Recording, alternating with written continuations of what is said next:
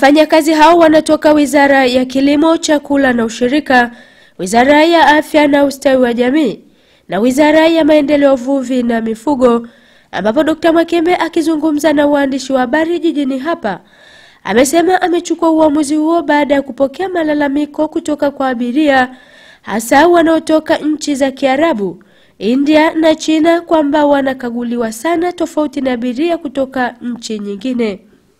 Aidha, Dr. Mwakembe amesema katika hali ya kushangaza, bidhaa walizokuwa wanazichukua kwa abiria hao kwa madai kuwa haziruhusiwi kuingia hapa nchini wanazipeleka majumbani kwao, na kuongeza kuwa amechukua hatua hiyo baada ya kupitia ushahidi wote wa kamera za kiusalama za CCTV zilizopo uwanjani hapo na ushahidi mwingine wa maandishi dhidi ya vitendo viovu vinavyofanywa na wafanyakazi hao. Kwa hiyo wafanyakazi wote wa viwanja vya ndege lazima waelewe kwamba wao ni mabalozi wetu. Waelewe kwamba wana nafasi muhimu sana katika kulinda heshima ya nchi yetu. Wao ni mabalozi wetu.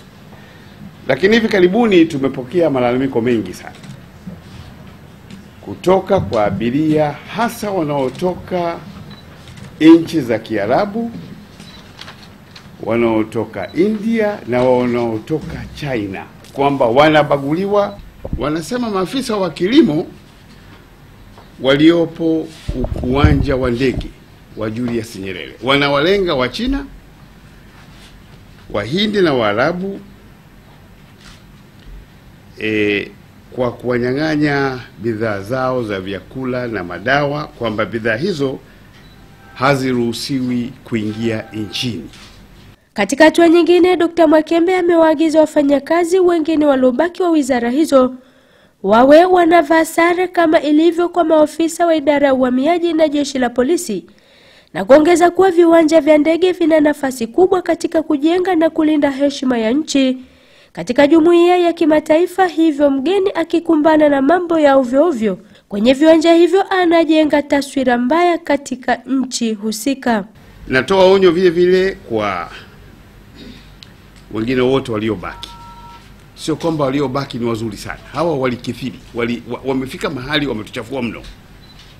Waliobaki wakiendeleza vitendo hivi vya kudai hongo, sitafanya kama sasa. Hii kwa sababu ni mara ya kwanza.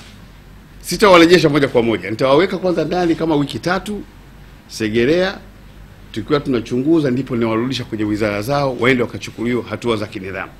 Nikiripoti kutoka Dar es Salaam, mimi ni Ufosaro wa ITV.